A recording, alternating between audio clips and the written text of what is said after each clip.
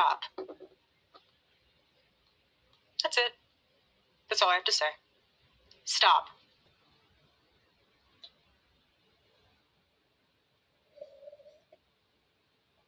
Well, sit down and take a seat because there seems to be some drama going on in between Erica Kirk and Candace Owens. I mean, it's been going on, but I think it's coming to a head. With Candace Owens stating that it was a conspiracy, what happened to Mr. CK. And the wife, well, she out here just trying to sell a book. Welcome to the Antisocial Social Club with a K. My name is Bree, and we're going to get into it. All right, so what I'm about to show you is one of Candace Owens' videos. And to me, it seems like she got like second woman syndrome. Like she going harder for CK than his wife. And to me, I could say it's a little strange, but here we go. You crying over your husband's casket and to publish his dead body on Instagram was a decision that was made by Erica. And we can watch that. God bless you. There was no reason to do that outside of wanting to share something that was very private with the public. And now you fast forward 3 months removed, and it's why does the public want to know where he's buried? It doesn't work like that. You have to make a decision. I want this always to be private, or I want this always to be public. That's my personal feedback there. Candace Boogie, they're not telling you where your late husband is buried, so go ahead, take the gloves off, and start this cat fight. And y'all already knew it was going to be some mess when Erica told her to stop. Stop. That's it. That's all I have to say. Stop. Games have begun because Candace took to live stream yesterday and she addressed those little statements about being told to stop. Stop. That's it. That's all I have to say. Stop. But she says, I'm lying. And Erica responds, and her answer to what do you want to say to the podcaster Candace Owens who is lying is stop. So Erica would like me to stop lying. And I would like to honor that, okay? I can only honor that if Erica is more explicit in terms of what I have lied about. And mind you, before Candace made her statements about Erica, she did preface that this town hall meeting that Erica Kirk is doing with CBS News isn't scheduled for a couple of days, and that those questions that Erica was answering, they were pre-recorded, and that Candace had people in the audience who gave her footnotes about how that town hall went before it aired, and that Erica was asked a series of different questions and gave a series of different answers to get the best soundbite. Basically. So what I'm getting from this is that Candace Owens got major move, major power. She's got people planted everywhere, so that she could keep an eye on CK's wife. Like I said, it's giving second woman syndrome. Like I wouldn't go that hard for a person I wasn't married to or didn't have love for. So I really can't see why she's going so hard for this man. I mean, we all seen the videos of them dancing and stuff together. We don't know. And I'm not going to speculate because I don't need no defamation. But this does sound mad suspicious. You call an old girl scripted, but Candace really lays it down when she tells you how she thinks Erica is. It feels elite. That's why I hate this. It feels elite. It feels like the opposite of whatever turning point felt like when they were the underdogs, right? This entire presentation is elite. I'm on CBS stage with pre-fucking questions and Barry Weiss, and I obviously have rehearsed this answer because I got these questions ahead of time. Ooh. I obviously know I'm going to get asked this, so I'm going to do I don't even and this is a fact. You can ask anybody who's ever interviewed me. I never ask for questions ahead of time. I don't want to know. I don't want to know the direction it's going into. I never give them anything. I never say we can't talk about this. That thing's off record. Because even getting questions ahead to me, preparing answers, feels fake and gay. Not fake and gay. Not fake and gay. But I honestly think that Candace Owens does have Miss Kirk in a chokehold because She went from smiling to her face went on demon time. She was like, she was not having it. As soon as she heard that woman's voice, that woman's name, she was done. She was done dealing with the whole interview. Turning point. She has been one of the main peddlers of these conspiracies, and she is making a huge amount of money on it. She is building her business off of these lies. What do you want to say to her and the other people? I mean, the look in this lady's eyes tells it all. Now, I don't know if she's faking to be menacing, because I don't know this lady, but she has been analyzed by a couple of people. And here's one of the videos. Let me see here. Gotta find it. There you go. Very telling and very revealing. So I want to talk about the body language and the psychology that I noticed. I was done with Erica Kirk, and then I had a lot of people asking me to please do this, so here we go. And you're going to want to watch this, because here in a minute, I'm going to tell you something that was very, very revealing, and it's probably the most revealing thing that she has said this far. Before Erica even starts to speak, she's got her head down like this. To me, this is a classic docile victimization. She's very much trying to portray that she's a victim. So in the beginning, Erica is asked, what's up with this disturbing narrative about people trying to find his body? And she responds with, can I have one thing? Can my children have one thing? Can I have one thing? And then she makes that really strange comment about how they're building him a museum-style memorial. So right here, in my opinion, she's pivoting into victimhood and deflection. Also, in my opinion, she's kind of got that repetition there to buy time. She's centering herself instead of her husband. She's trying to appeal to pity without directly answering the question or addressing why all of these different theories are actually out. And the museum-style memorial thing was kind of like, that martyrdom framing. His death was a sacrifice. It also reveals how all of this could potentially be curated, controlled. She's the ringleader of a legacy. Next, we're going to talk about when she says she wanted to have one thing sacred to herself, her babies, and her parents. And then after this, we're going to talk about the most revealing, craziest thing she has said yet. She says, can I have one thing sacred to myself, my babies, and my parents? But she doesn't mention his parents, Charlie's parents. To me, this omission here is major. Classic ownership language and narrative control. She's framing the sacredness to only her and her inner circle. This could be a couple different things. Maybe a subconscious distancing to the people who could possibly challenge her narrative. It positions her as the primary owner of him and his memories. Yeah, that omission about not mentioning his parents was, yeah.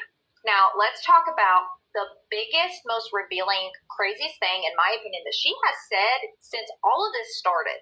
And please really stick with me here, because I really want you to understand where I'm going with this. She compares people asking questions to herself being Nehemiah. Sorry, we interrupt your regularly scheduled program to inform you of things that I didn't know myself, and I don't like to speak on things that I don't know of.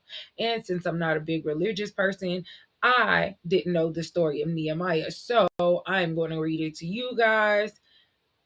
A brief summary, okay? The story of Nehemiah is about a Jewish cupbearer to the Persian king. I'm not going to even try to say this name, but I will type it on the screen.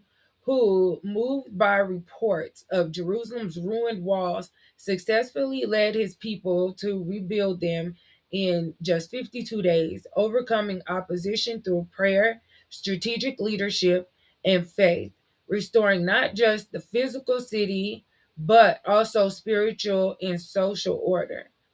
He served as governor, enforced God's law, and dealt with internal issues like debt and mixed marriages, demonstrating courage, deep devotion, and practical sense for his people.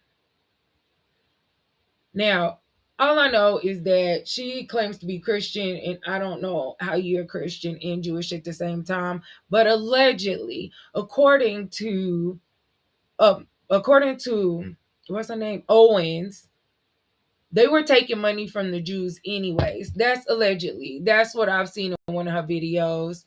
You can go find it, but that's alleged. Again, alleged. Now back to your program. Building a monument in the Bible. Now let's talk about why that is so ridiculous and so telling. First, let me say, in my opinion, this is classic grandiosity with religious framing. She's reframing people wanting answers to their questions as spiritual attacks. This is the same strategy that people do when they're trying to morally justify not addressing serious questions. She says, I'm busy building. This line is loaded. Typically, when somebody is grieving, they're not trying to build. They're not busy building. To me, this screams that she is trying to build an empire around the optics of this tragedy. And biblical knowledge here, Nehemiah told his enemies that he cannot come down from the wall. So she is framing people being inquisitive about this entire situation as her enemies. So that doesn't really align with her previous comment when she says, anytime we get a lead, we turn it into authorities. Which brings me to my very last point. I thought the case was solved, Erica. I thought that Tyler Robinson had been arrested and he was incarcerated. So what leads are you getting? Pretty contradicting there. And she made the comment about go down that rabbit hole. So you're confirming that there's a rabbit hole to go down? This video is... Like, I mean, regardless of what you want to say, I mean, I don't follow his death very strictly. I don't like stay on point about his death. I don't keep up with every little detail. But I can say the things that I do know sound a little sketchy. And the videos I have watched just don't add up.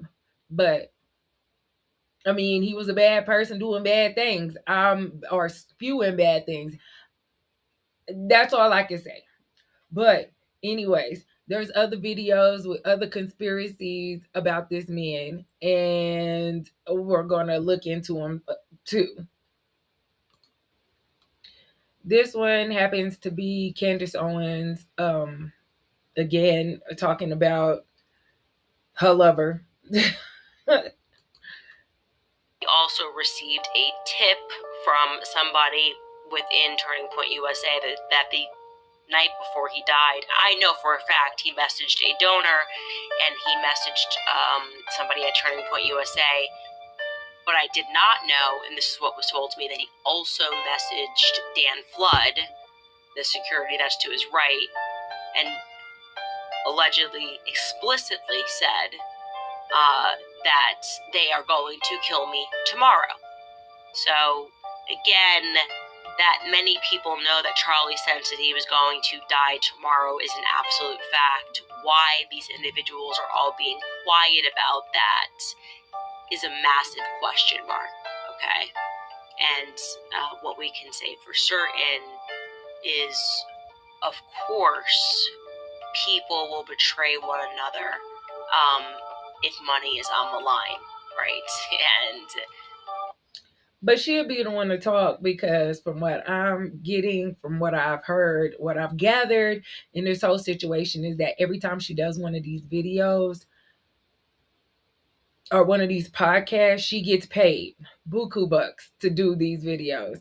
So I don't know. Me personally, I'm not for the man, and I can't say I mourn his passing, but I can say this is like a big rabbit hole that I can't even keep up with, because there's so many things going on back and forth, definitely in between Candace Owens and Erica Kirk, and it is wild. Like, who gives up and puts up that much time to investigate the unaliving of a person that you are not romantically involved in? Like, I understand that maybe her friend, but the way she going so hard for this is very, very skeptical. And I feel like that's the reason why Mrs. Kirk got a problem, because she knows about it. But that's just my thoughts. Okay, but here's another video asking the same questions I'm asking, because I can say that her reaction to the unaliver of her husband versus Miss Owens is a little off. So here we go. Hold on, so you're telling me the guy that threw that metal mosquito towards your husband's neck gets this? I forgive him. But your husband's best friend is saying... That cry looks so scripted, but you know, those kind of tears. Something's not right here. We gotta look into this. And she gets this. Stop. That's it. That's all I have to say. Stop. You are your husband's best friend, possible side chick, allegedly, guidelines. Stop looking into your husband's murder because it's not adding up. The guy that actually did it gets your sympathy and your tears because you're a real Christian. Listen, And to me, that screams set up, but allegedly,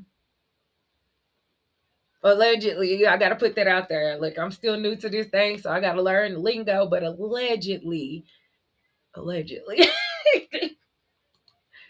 live long enough to know if you smell shit, it's because it is shit. And this is smelling funky to me. Don't get me wrong, I'm not on anyone's side. I'm just a mere spectator. You can't deny that there was a real connection here. Despite how it may look, Candace is doing more and looking to the truth in regards to what happened to Charlie Kirk than his actual wife. You're telling me days after you already forgave this guy, and now you're spreading rumors that your husband says shalom? Side note, does this face look like it'll say shalom? The only reason anyone would suspect that the elimination of Charlie Kirk was an inside job is based on how Erica Kirk moves and less about what Candace Owens is saying. Tell me what you think. Is Candace really onto something? Or is this really a grieving wife wanting to move on? Hold on. All right, after all of that going on back and forth, I could say that it has me a little confused, and this doesn't sound very Christian to me. It seems like everybody's trying to make a little money off of his demise, and I can't get behind that, even though I'm not religious. But anyways, that is all I have for you today. Thank you for coming to the Antisocial Social Club with the K. I always have to say that. And if you enjoy what you watched, or if you enjoy the content I bring you, please like, share, and subscribe to the channel. It costs you nothing. And that is all I have for you. Bye.